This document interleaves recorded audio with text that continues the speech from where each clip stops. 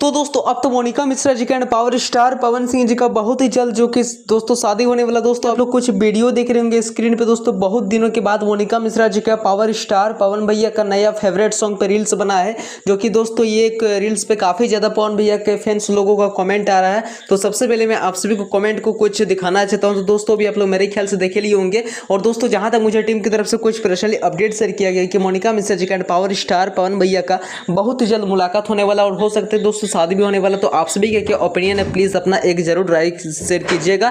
और दोस्तों मैं जहां तक मुझे अपडेट मिला है टीम की तरफ से कि Monika Mishra ji and power star पवन भैया का बहुत ही जल्द एक एल्बम भी आने वाला है। और आप सभी का क्या ओपिनियन है, क्या राय है, प्लीज़ हमें एक डीएम कर दीजिएगा। तो चलिए मिलते हैं किस नेक्स्ट वीडियो पर। अगर आप लोग इस तरह का अपडेट देखना पसंद करते हैं भोजपुरी इंडस्ट्री से एंड मगही इंडस्ट्री से, तो प्लीज़ मेरे चैनल को आप लोग अभी तक सब्सक्राइब नहीं किए तो फटाक से कर लीजिएगा। थैंक यू दोस्तों, मिलते हैं किस नेक्स्ट वीडियो के। Love you.